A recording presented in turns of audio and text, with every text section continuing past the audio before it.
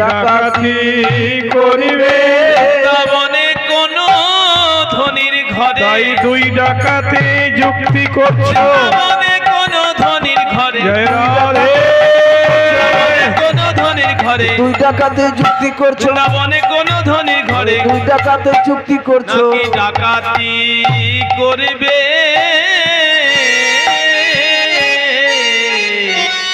বিশাখা সখী তিনি রসিয়ে রসিয়ে বলছেন তোমাদের দুই চোরে মিলে কি অভিসন্ধি আস্তে কথা বলবেন না কেউ তোমাদের চোরাধানি দিয়ে কারো ক্ষেত খাওয়াবে নাকি বৃন্দাবনে কোনো ধনির ঘরে ডাকাতি করবে যদি আমাকে খুলে বলো তাহলে তোমাদের ব্যথার ব্যথিত হব তোমাদের ব্যথা আমি ভাগ করে নেব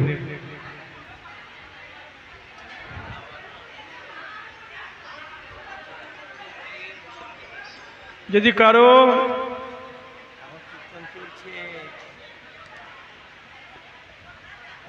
ক্ষেত খাওয়াতে চাও চোরা ধেনে দিয়ে আমি দেখাইয়ে দিব হে আমি দেখায়ে দিব হে আমি দেখায়ে দিব হে একটি পরিপূর্ণ শস্য ক্ষেত্র দেখাইয়ে দিব হে একটি পরিপূর্ণ শস্য ক্ষেত্র দেখায়ে দিব হে একটি পরিপূর্ণ শস্য ক্ষেত্র যত পারো খাইও পরিপূর্ণ শস্য ক্ষেত্র যত পারো খাওয়াইও পরিপূর্ণ শস্য ক্ষেত্র যত পারো খাওয়াইও পরিপূর্ণ শস্য ক্ষেত্র যত পারো খাওয়াইও দেখায়ে দিব হে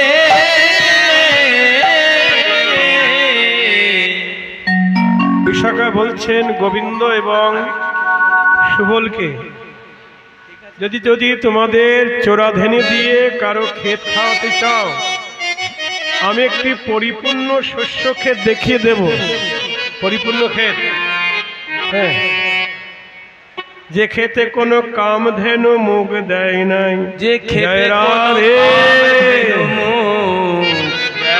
নাই ক্ষেত মানে ধানের ক্ষেত পাটের ক্ষেত ওইসব ক্ষেত না গীতায় ক্ষেত বলতে কি বোঝেছেন ক্ষেতের পরিচয় এই দেহটাকে ক্ষেত বলেছেন ক্ষেত বা ক্ষেত্র তাই ক্ষেতটা পরিপূর্ণ হলে ক্ষেতটা পরিপূর্ণ হয় কখন আপনারা কীর্তন বন্ধ করুন সবাই সবাই কীর্তন করলে কে শুনবে ও মায়েরা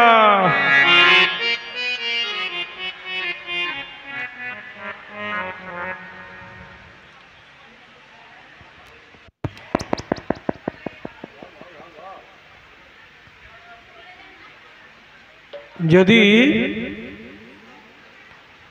এই দেহটাকেও গোবিন্দ ক্ষেত্র বলেছেন ক্ষেত্র বা ক্ষেত তাই ক্ষেতটা পরিপূর্ণ হয় কখন যখন পূর্ণ যৌবনকাল তখন কি হয় পরিপূর্ণ ক্ষেতে গরু ছাগল মুখ দিয়ে ক্ষেতের ফসল নষ্ট করে দেয় তাই না তেমনি আমাদের এই ক্ষেত্রের ভিতরে পূর্ণ যৌবনকালে কাম ক্রোধ লোভ মোহ এই রিপুগুলি আমাদের ক্ষেত নষ্ট করে দেয় এই জন্য যারা চতুর ভক্ত কামধেনু মুখ দেওয়ার আগে বলি নিবেদন করে দেয় নিবেদন করে নিবেদন করে দেয় বলি গোবিন্দায় নম বলি নিবেদন করে দেয় গোবিন্দায় নম বলে বলি গুরু চরণ আশ্রয় করি গুরু চরণ আশা করে গুরু চরণ আশা করে গুরু চরণ আশা করে করে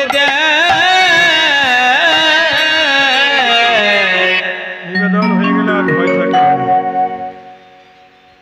যাক আর শ্যাম যদি ধনির ঘরে যদি ডাকাতি করতে চাও তার মানে বুঝতে পারছেন তো আপনারা বিশাখা কোন ক্ষেতের কথা বলছেন পরিপূর্ণ ক্ষেত হ্যাঁ, আর যদি ধনির ঘরে ডাকাতি করতে চাও, সন্ধানে দিব হে, সন্ধান দিব হে,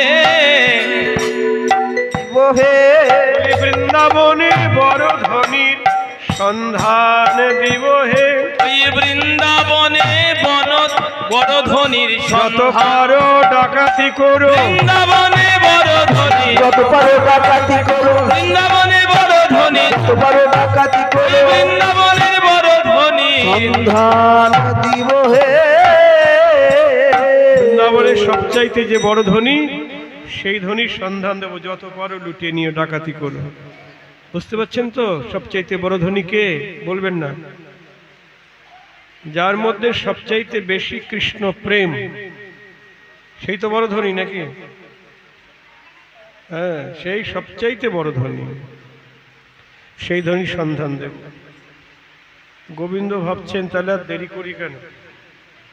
এই রমণী যখন আমার ব্যথার ভাগিদার হবে বলছে, তাহলে ইনার কাছে বললে আমার ঔষধটা তাড়াতাড়ি মিলবে।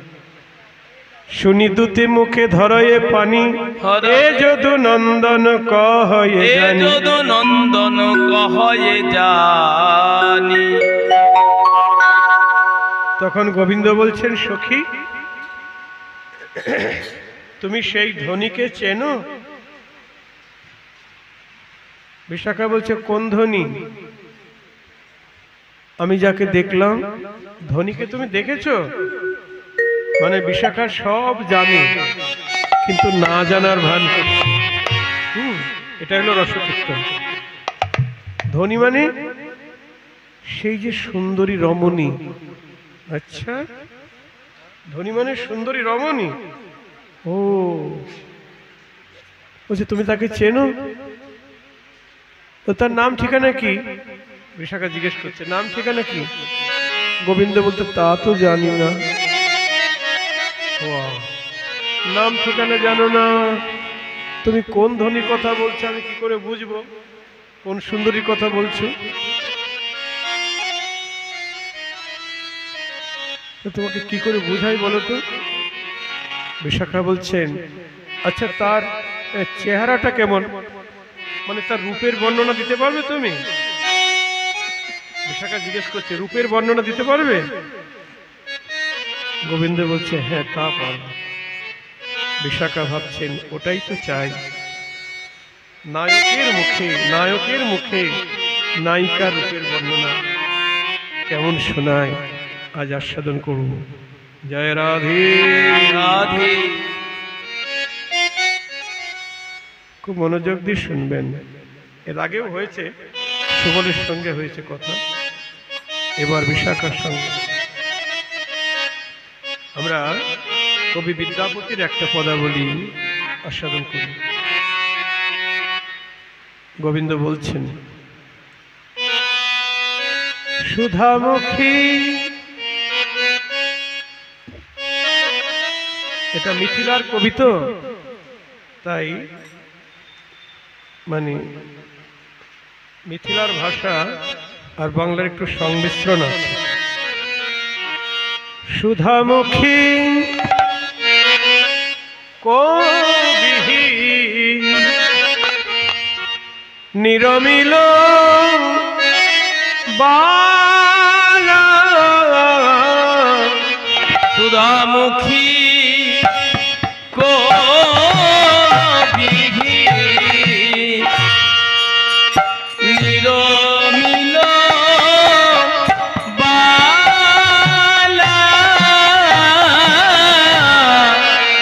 সুধামুখী কবিহি নিরমিল বালা, নলি সুধামুখী কবিহি নিরমিল বালা, সুধামুখী কবিহি চিরমিল বালা বলি কোন বা বিধি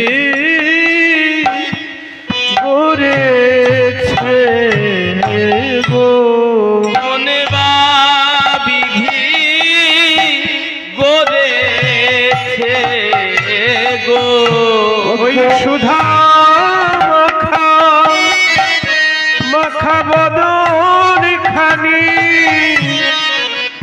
কোন বা বিধি গড়েছে গো সুধা মাখা বদন খানি বলি বিধি করে বুঝে দেখে নই গো ওই সুধা জয় রাধে বদন খানি বিধি করে বুঝি দেখে নাই গো বলি দেখলে ছেড়ে ছেড়ে দিত না গো বিধি করে বুঝে দেখে নই গো দেখলে ছেড়ে দিত না গো সোনার খাটে বসাই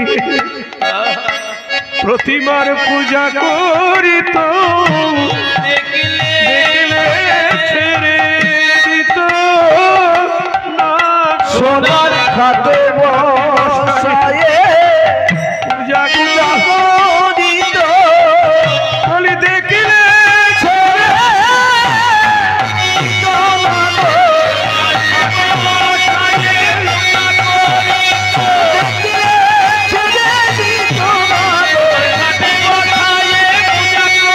গো। দেখলে ছেড়ে দিত না গো। মনে বা বিধি গড়েছে গো সখী হে আমার মনে হয় ওই প্রতিমা যে গড়েছে ওই প্রতিমা যে গড়েছে গড়ে সে দেখে নাই গড়ে সে দেখে যদি দেখতো না। তাহলে ছেড়ে দিত না সোনার খাটে বসিয়ে পূজা করত সোনার খাটে বসিয়ে পূজা করত বিশাখা বলছে শ্যাম তোমার মাথায় গোলমাল আছে নাকি হুম?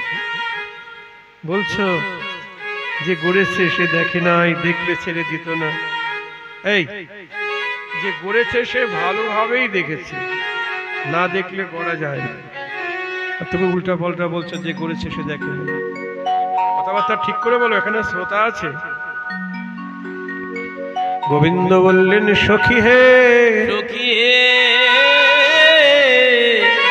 তাহলে আমার মনে হয় তাহলে আমার মনে হয় যে গড়েছে সে দেখেছে যে গড়েছে সে দেখেছে কিন্তু দেখেও আবার জগতের বুকে ছেড়ে দিয়েছে দেখেও আবার জগতের বুকে ছেড়ে দিয়েছে কেন ছেড়ে দিয়েছে অপরূপ রূপ মনোভাব মঙ্গল মনোভাব অপরূপ মনোভাব মঙ্গল ত্রিভুবন বিজয়ী মালা ওই ত্রিভুবন বিজয়ী মালা ওই ত্রিভুবন বিজয়ী মালা বলি দেখেও বিধি ছেড়ে দিয়েছে দেখেও বিধি ছেড়ে দিয়ে ওরে দেখেও বিধি ছেড়ে দিয়েছে বদনের মঙ্গল লাগি দেখেও বিধি ছেড়ে দিয়েছে ওই সুধার প্রতিমা করি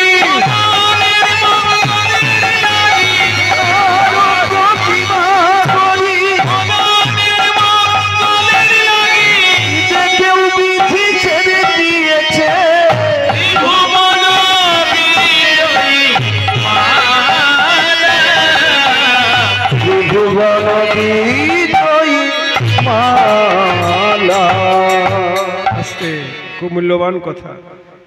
কি বলছে? যে বিধি করেছে নিজে দেখেছে, কিন্তু যে দেখেও জগতের বুকে ছেড়ে দিয়েছে। কেন? জগতের বুকে ছেড়ে দিয়েছে মনোভব মঙ্গল। মনোভব মানে মনে জন্ম যার, তাকে বলে মনোভব। মনে কার জন্ম হয় গো? মনে কার জন্ম হয়? কামের জন্ম হয় মনে। কাম মানে কামনা, তাই তো? কাম মানে কামনার জন্ম হয় কোথায়? মনে। কামদেবের জন্ম হয় মনে। কাম মানে কামনা, কাম মানে কামদেব। কামদেবের আগে দেহ ছিল, কিন্তু যেদিন শিব ঠাকুরকে বান মেরেছেন সেই দিন থেকে কামদেব ভস্ম হয়ে গেছে। তখন কামদেবের পত্নী কাঁদছিলেন, হে ভোলেনাথ, আমার স্বামী না থাকলে কি নিয়ে থাকবো আমি? ওনার নাম তো আশুতোষ, ভোলানাথের এক নাম আশুতোষ, অল্পে সন্তুষ্ট। বললে রতি কাঁদিস না, তোর স্বামী থাকবে কিন্তু ওর দেহ থাকবে না। সেই দিন থেকে কামদেব আছে, মদন আছে, কিন্তু দেহ নাই, শরীর নাই। এই জন্য কামদেবের এক নাম অনঙ্গ, যার অঙ্গ নাই, বা অতনু, যার তনু নাই, দেহ নাই। কামদেব ভাবলো ভালোই হলো, এখন আমার সঙ্গে আর কেউ পারবে না, কেউ ধরতেও পারবে না, পারবেও না। অতনু হয়ে গেলাম, অনঙ্গ হয়ে গেলাম। তা গোবিন্দ বলছে, সখী হে মনোভব মঙ্গল, ওই মদনের মঙ্গলের লাগি, মদনের মঙ্গলের লাগি ওই সুধার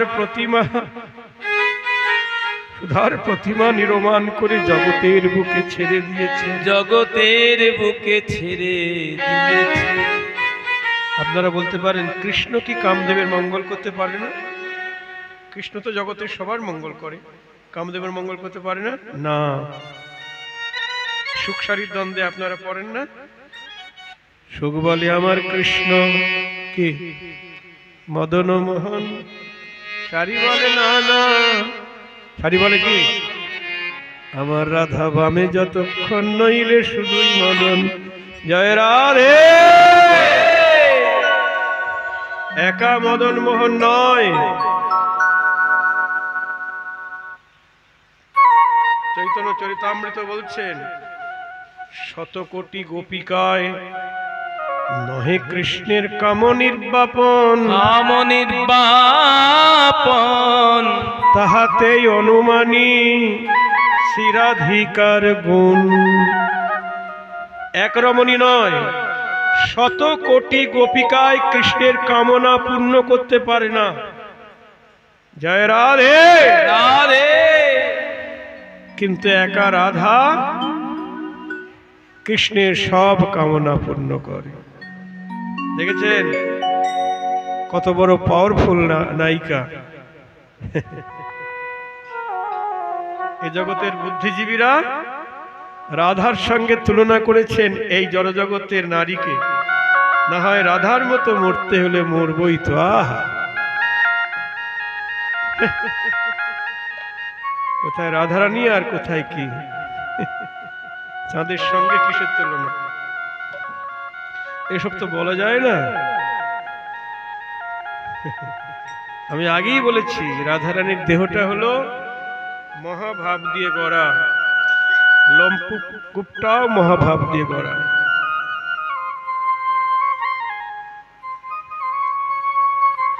তাহলে ওই সুধার প্রতিমা গড়ে জগতের বুকে ছেড়ে দিয়েছে কেন? মদনের মঙ্গল লাগে। শুধু প্রাকৃত মদন নয়, অপ্রাকৃত নবীন মদন, তারও মঙ্গলের জন্য বিধাতা ওই প্রতিমা গড়ে জগতের বুকে ছেড়ে দিয়েছেন। অপ্রাকৃত নবীন মদন কে গো? গোবিন্দ। বৃন্দাবনে অপ্রাকৃত নবীন মদন, নবীন কাম বীজ কাম গায়ত্রীতে যার উপাসন। আমাদের কীর্তনের এখনো দেরি আছে। প্রেম ভক্তি চন্দ্রিকা ছোট্ট একটা গ্রন্থ, চটি গ্রন্থ, নরোত্তম ঠাকুরের লেখা। এই গ্রন্থটা আপনারা নেবেন, আমাদের নবদ্বীপ থেকে নিয়ে এসেছি, এখানে দোকান পেতে বসেছে ছেলেরা। আরেকটা আছে অর্চন বিধি, মানে কিভাবে গৌর গোবিন্দকে অর্চন করতে হবে। কোনো দেবতার পূজার পদ্ধতি নাই, শুধু রাধা মাধব নিতাই গৌর এদের কি করে পূজা অর্চন করতে হবে, বা রাধা মাধব নিতাই গৌরকে কি করে ভোগ নিবেদন করতে হবে। 4 বার করে ভোগ দিতে হয় আমাদের, জয় রাধে।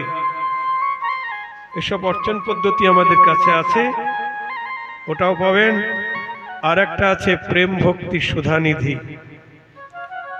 এই 3টা গ্রন্থ আমাদের কাছে আছে, প্রয়োজনে আমাদের ওখান থেকে সংগ্রহ করবেন। যেটা বললাম প্রেম ভক্তি সুধানিধি। এবার প্রতিমার কথা শুনছেন তো?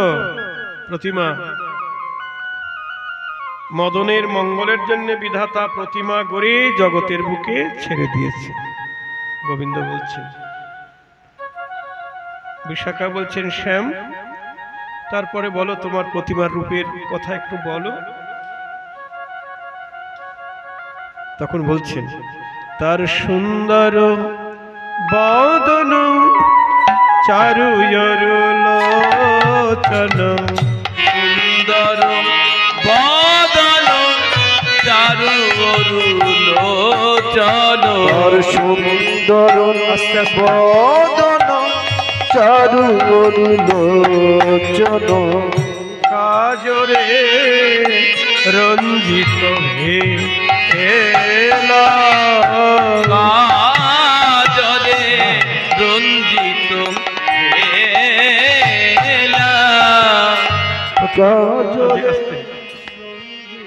ওই প্রতিমার রূপের বর্ণনা হচ্ছে তার সুন্দর মুখমণ্ডল, আর তাতে সুচারু রাঙা নয়ন, আকর্ণ বিস্তৃত নয়ন, রাঙা নয়ন, তাতে আবার কাজলে রঞ্জিত। সেই কাজল মাখা নয়নে নয়ন মণি যখন নাচাচ্ছিল আমার দিকে তাকিয়ে, তখন মনে হচ্ছিল ও মুখমণ্ডলও নয়, নয়নও নয়, নয়নের মণিও নয়। বিশাখা বলছে শ্যাম তোমার কি মনে হচ্ছিল? গোবিন্দ বলছে আমার মনে হচ্ছিল, বলবো? হ্যাঁ বলো। মনে হচ্ছিল কনক কমল মাঝে কালো ভুজঙ্গিনী, কমল মাঝে কালো ভুজঙ্গিনী, কমল মাঝে কালো ভুজঙ্গিনী, শ্রীযুত অঞ্জন শ্রীযুত খঞ্জন হেলো, শ্রীযুত খঞ্জন ভেল।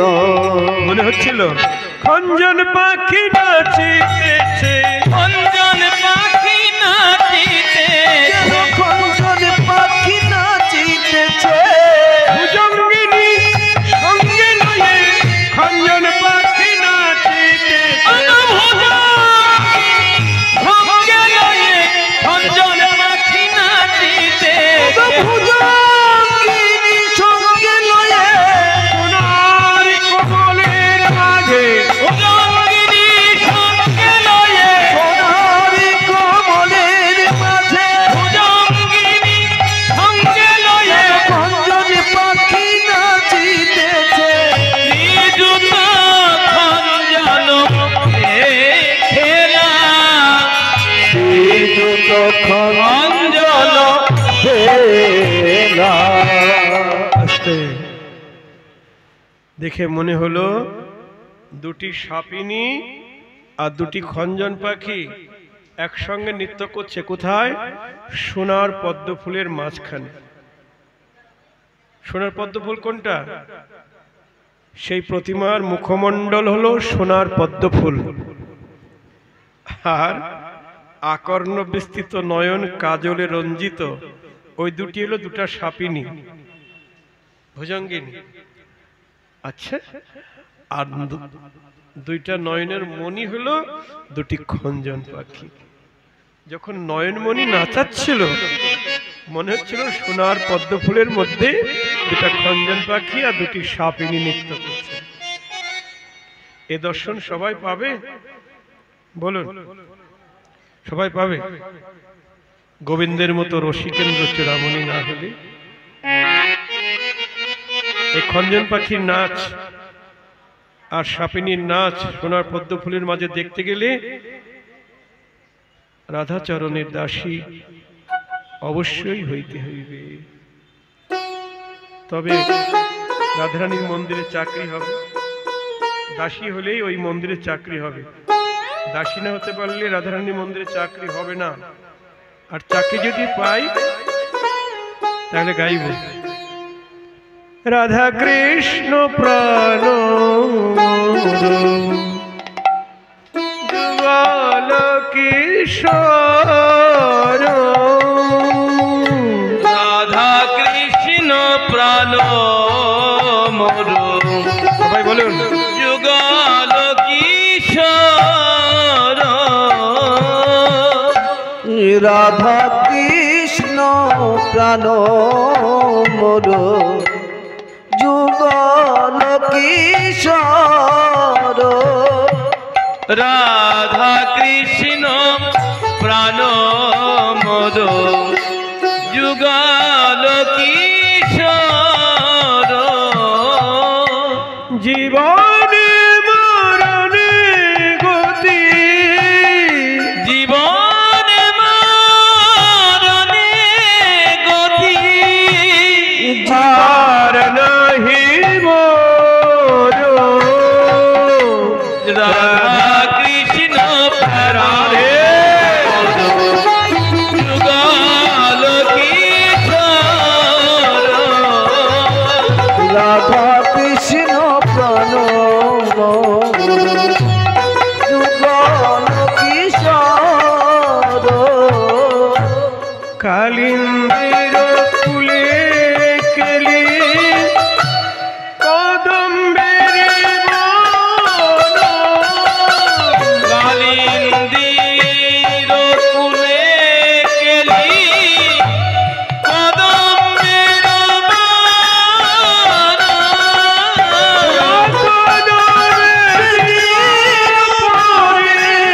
রতন বেদীর পানে, বাসমধু রাধা কৃষ্ণ প্রাণ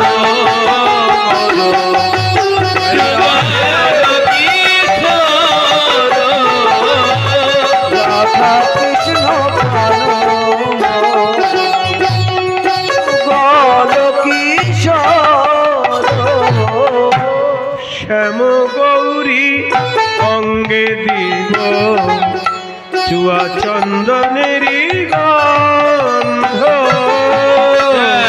মগরি অঙ্গে দিব চন্দনের চামর ঢোলাব কবে,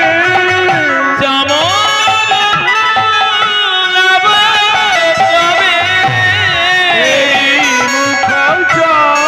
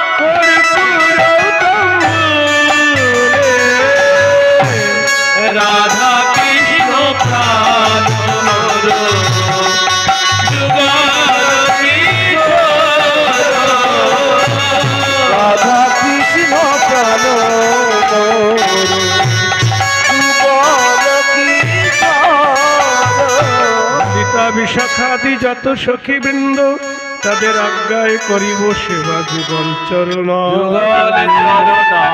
বৃন্দ কৃষ্ণ চৈতন্য প্রভুর দাসের অনুদাস দাসের অনুদাস সেবায় অভিলাষ মাগে নরোত্তম সেবায় দাস। অভিলাষ মাগে নরোত্তম দাস।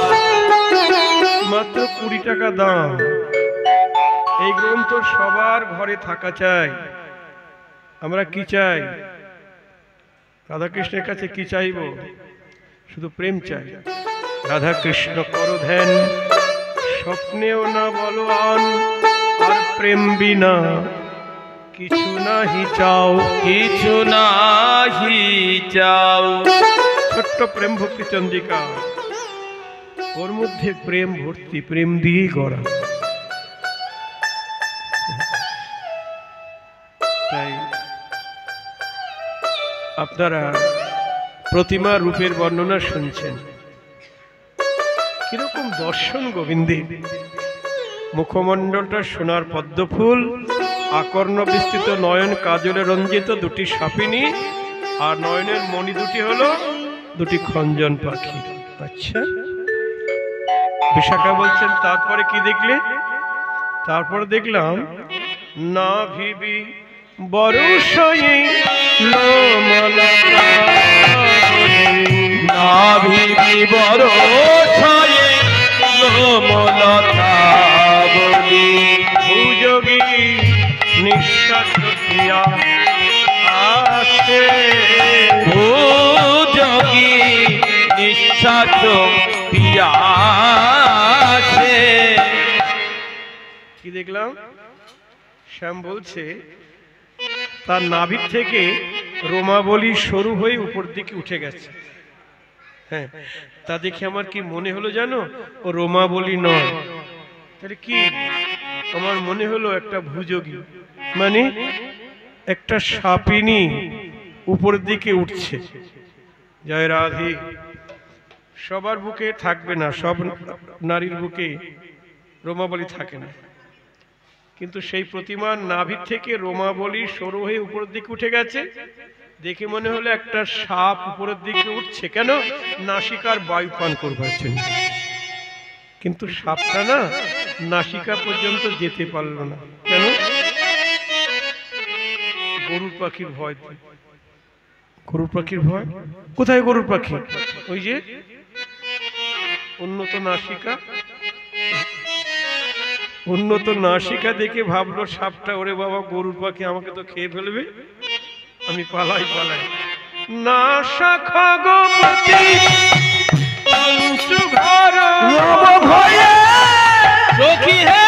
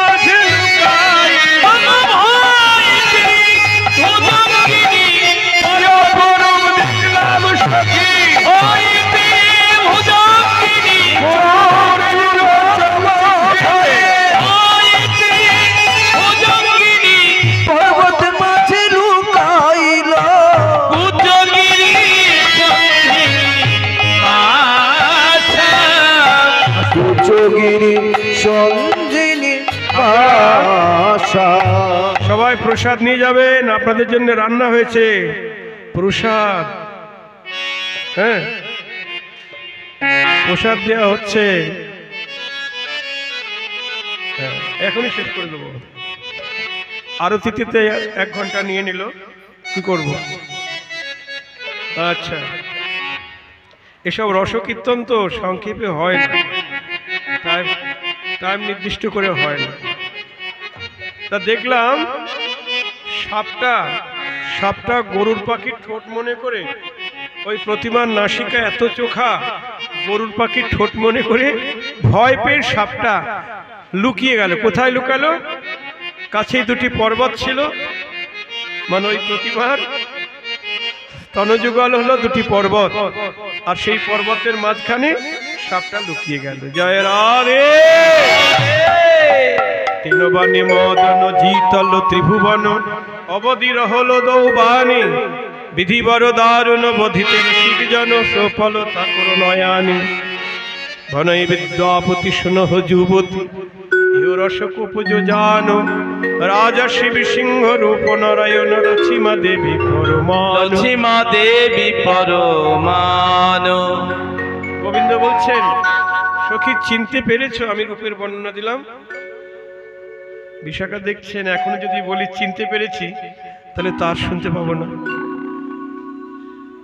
না ঠিক ভালো চিনতে পারছে না। তুমি আর একটু সুন্দর করে বলো তো। এত সুন্দর করে বলছি তাও চিনতে পারছো না। তখন বলছেন কবি চণ্ডীদাসের একটা পদাবলী গাই, সংক্ষেপে 10 মিনিটে শেষ করব। ধনীকে কহ বটে, ধনীকে কহ বটে, ধনীকে কহ বটে,